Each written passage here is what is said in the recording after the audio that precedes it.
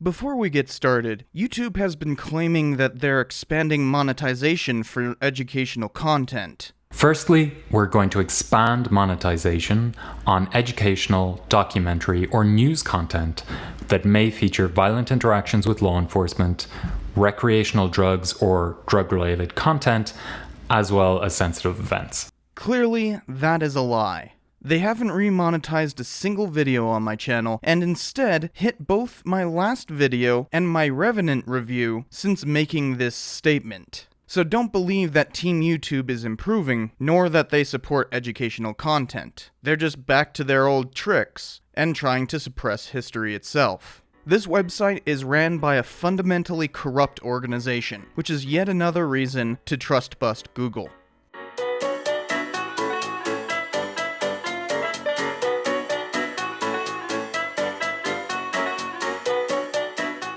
Hey, Cypher here. Have you ever heard the term common knowledge?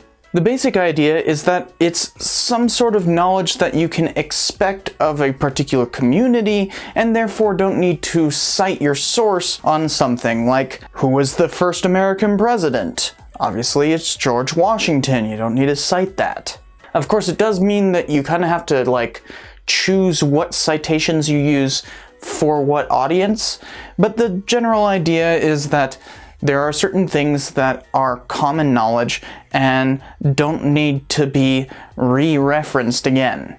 So, simple enough, diatribe over, right? Well, it's complicated, and it's actually a pretty significant concept with a lot of problems.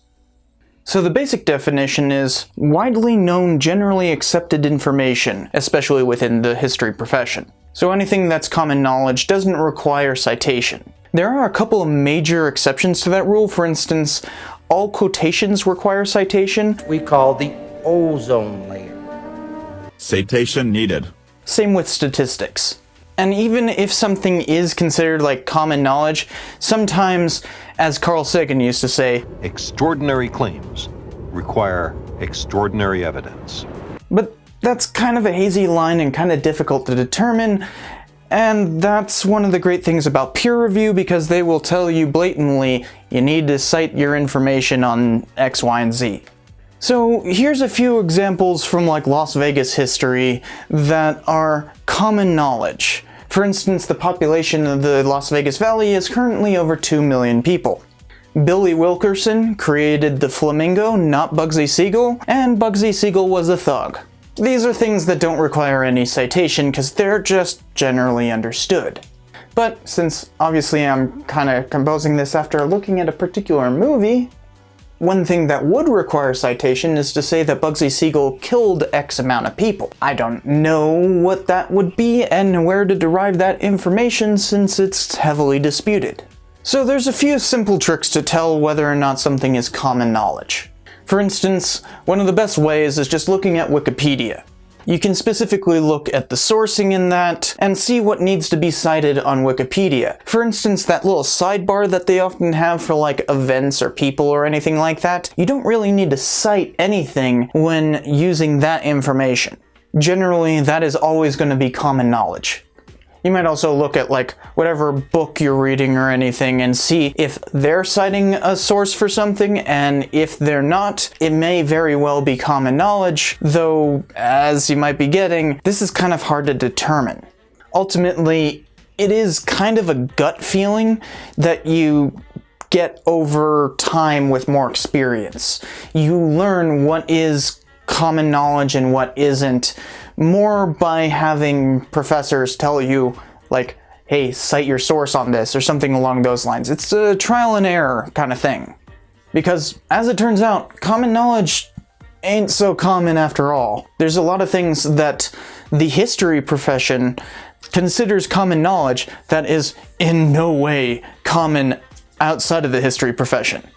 And that's actually kind of what I'm getting at here, is not so much what common knowledge actually is, but more, how am I supposed to know what is common knowledge for people watching this channel?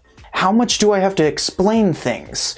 Do I need to go into depth about the difference between X place and why place because, you know, somebody may not be familiar with that geography? Does throwing a map up and hoping that people can see what I'm talking about without having to like circle it explain the differences in geography that normally you wouldn't have to explain in a history article, but maybe I do here? Or there's a bunch of like historical theories that, you know, in certain parts of the profession are expected to be known. Like, I shouldn't have to explain the entirety of Frederick Jackson Turner's Frontier thesis every time I mention it. But in this context, I don't know. And there's a bunch of theories like that that I might offhandedly reference and expect that people know, and then realize halfway down the line, like, most viewers would have no contact with that.